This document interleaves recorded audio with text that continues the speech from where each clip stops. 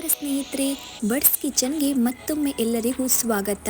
ಇವತ್ತಿನ ವಿಡಿಯೋದಲ್ಲಿ ನಾವು ಕೊತ್ತಂಬರಿ ಸೊಪ್ಪಿನ ಗಟ್ಟಿ ಚಟ್ನಿಯನ್ನು ಯಾವ ರೀತಿ ಮಾಡ್ಬೋದು ಅಂತ ನೋಡುವ. ಈ ಚಟ್ನಿಯನ್ನು ನಾವು 15ರಿಂದ 20 ದಿನಗಳ ಕಾಲ ಇಡಬಹುದು. ಅನ್ನ, ದೋಸೆ, ಚಪಾತಿ ಎಲ್ಲದಕ್ಕೂ ಇದು ಆಗ್ತದೆ. ಮೊದಲಿಗೆ ನಾನಿಲ್ಲಿ 2 ಕಟ್ಟಾಗುವಷ್ಟು ಕೊತ್ತಂಬರಿ ಸೊಪ್ಪನ್ನು ನೀರಿನಲ್ಲಿ ಚೆನ್ನಾಗಿ ತೊಳೆದು ಅದನ್ನು ಸಣ್ಣ ಸಣ್ಣದಾಗಿ ಕಟ್ ಮಾಡಿಟ್ಕೊಂಡಿದ್ದೇನೆ. ಇನ್ನು ಇದಕ್ಕೆ ಬೇಕಾಗುವುದು ಲಿಂಬೆ ಹುಳಿ ಗಾತ್ರದಷ್ಟು ಹುಣಸೆ ಹಣ್ಣು, ಹಾಗೆಯೇ ಖಾರಕ್ಕೆ ಬೇಕಾಗುವಷ್ಟು ಒಣಮೆಣಸು. ನಾನಿಲ್ಲಿ 9ರಿಂದ 10 ಒಣಮೆಣಸನ್ನು ತಗೊಂಡಿದ್ದೇನೆ. ಹಾಗೆಯೇ ರುಚಿಗೆ ಬೇಕಾಗುವಷ್ಟು ಉಪ್ಪು, ಇನ್ನು ಒಗ್ಗರಣೆಗೆ ಎಣ್ಣೆ ಮತ್ತು ಸಾಸಿವೆ. ಈಗ ನಾವಿದನ್ನು ಯಾವ ರೀತಿ ಮಾಡೋದು ಅಂತ ನೋಡುವ. ಇಲ್ಲಿ ನೀರನ್ನು ನಾವು ಯಾವುದಕ್ಕೂ ಬಳಸಲಿಕ್ಕಿಲ್ಲ. ಮೊದಲಿಗೆ ನಾವು ಒಂದು ಮಿಕ್ಸಿ ಜಾರ್ಗೆ ಒಣಮೆಣಸನ್ನು ಹಾಕ್ಕೊಂಡು ಅದನ್ನು ಸಣ್ಣದಾಗಿ ಪುಡಿ ಮಾಡಿಕೊಳ್ಬೇಕು. ನಾವು ಒಣಮೆಣಸಿನ ಬದಲು ಹಸಿಮೆಣಸನ್ನು ಸಹ ಯೂಸ್ ಮಾಡಿಕೊಂಡು ಚಟ್ನಿಯನ್ನು ಮಾಡ್ಬೋದು. ಅರಿಯುವ ಕಲ್ಲಿದ್ದರೆ ನೀವು ಇದನ್ನು ಅರಿಯುವ ಕಲ್ಲಲ್ಲೇ ಮಾಡಿ.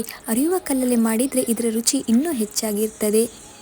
ಮೆಣಸನ್ನು ಹುಡಿ ಮಾಡಿಕೊಂಡ ನಂತರ ಅದೇ ಮಿಕ್ಸಿ ಜಾರಿಗೆ ಸ್ವಲ್ಪ ಕೊತ್ತಂಬರಿ ಸೊಪ್ಪನ್ನು ಸೇರಿಸ್ಕೊಂಡು ನಾವು ನುಣ್ಣಗೆ ರುಬ್ಕೊಳ್ಬೇಕು. ಮೊದಲಿಗೆ ನಾನಿಲ್ಲಿ ಸ್ವಲ್ಪ ಮಾತ್ರ ಕೊತ್ತಂಬರಿ ಸೊಪ್ಪನ್ನು ಸೇರಿಸ್ಕೊಂಡು ನುಣ್ಣಗೆ ರುಬ್ಕೊಳ್ತೇನೆ. ಈಗ ನಾವು ಈ ಮಿಶ್ರಣವನ್ನು ಒಂದು ಪ್ಲೇಟ್ನಲ್ಲಿ ತೆಗೆದಿಟ್ಕೊಳ್ಬೇಕು. ನಂತರ ನಾವು ಅದೇ ಮಿಕ್ಸಿ ಜಾರ್ಗೆ ಉಳಿದಿರುವಂತಹ ಕೊತ್ತಂಬರಿ ಸೊಪ್ಪನ್ನು ಸೇರಿಸ್ಕೊಳ್ಬೇಕು. ಉಳಿದಿರುವಂತಹ ಕೊತ್ತಂಬರಿ ಸೊಪ್ಪನ್ನು ಸೇರಿಸಿದ ಮೇಲೆ ಈಗ ನಾವು ಪ್ಲೇಟ್ನಲ್ಲಿ ತೆಗೆದಿಟ್ಕೊಂಡ್ವಲ್ಲ ಫಸ್ಟಿಗೆ ಅರ್ದಿಟ್ಟಿರುವಂಥದ್ದು, ಅದನ್ನು ಸಹ ನಾನು ಅದಕ್ಕೆ ಸೇರಿಸ್ಕೊಳ್ತೇನೆ. ಹಾಗೆ ಹುಣಸೆ ಹಣ್ಣನ್ನು ಸಹ ನಾನು ಅದಕ್ಕೆ ಸೇರಿಸ್ಕೊಳ್ತೇನೆ. ಇನ್ನು ರುಚಿಗೆ ಬೇಕಾಗಿರುವಷ್ಟು ಉಪ್ಪನ್ನು ಹಾಕಿ ನುಣ್ಣಗೆ ರುಬ್ಕೊಳ್ಬೇಕು. ಈ ಚಟ್ನಿಗೆ ನಾವು ನೀರನ್ನು ಎಲ್ಲಿಯೂ ಸೇರಿಸುವುದಿಲ್ಲ, ಹಾಗೆ ಮಾಡ್ತೇವೆ. ಅದಕ್ಕೆ ಇದಕ್ಕೆ ಗಟ್ಟಿ ಚಟ್ನಿ ಅಂತಲೇ ನಾವು ಕರಿತೇವೆ. ನೋಡಿ, ಈ ಒಂದು ಹದದಲ್ಲಿ ಈ ಚಟ್ನಿ ರೆಡಿ ಆಗ್ತದೆ. ಇನ್ನು ನಾವಿದಕ್ಕೆ ಒಗ್ಗರಣೆಯನ್ನು ಹಾಕಬೇಕು. ಒಗ್ಗರಣೆ ಹಾಕುವುದನ್ನು ಮಿಸ್ ಮಾಡಬೇಡಿ. ಒಗ್ಗರಣೆಯನ್ನು ಹಾಕಿದ್ರೇ ಇದು ಜಾಸ್ತಿ ದಿನಗಳವರೆಗೆ ಇಡಲಿಕ್ಕಾಗ್ತದೆ. ಒಗ್ಗರಣೆಯನ್ನು ಹಾಕೋದ್ರಿಂದ ಇದು ಬೇಗ ಹಾಳಾಗೋದಿಲ್ಲ.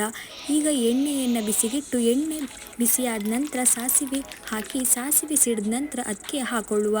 ಈಗ ಇದನ್ನು ಕಂಪ್ಲೀಟಾಗಿ ಮಿಕ್ಸ್ ಮಾಡುವ. ತೆಂಗಿನೆಣ್ಣೆಯನ್ನೇ ಯೂಸ್ ಮಾಡಿ. ಬಾಯಲ್ಲಿ ನೀರೂರುವಂತಹ ಖಾರ ಗಟ್ಟಿ ಚಟ್ನಿ ರೆಡಿಯಾಯಿತು. ಇದನ್ನು ನಾವು ಮಜ್ಜಿಗೆ ಅನ್ನಕ್ಕೆ ಹಾಕ್ಕೊಂಡು ತಿನ್ನಲಿಕ್ಕೆ ಸಹ ಇದು ತುಂಬ ರುಚಿಯಾಗಿರ್ತದೆ. ಇದೇ ಥರ ಇನ್ನೂ ಹೆಚ್ಚಿನ ವಿಡಿಯೋಗಳಿಗಾಗಿ ನನ್ನ ಚಾನಲ್ಗೆ ಈಗಲೇ ಸಬ್ಸ್ಕ್ರೈಬ್ ಆಗಿ.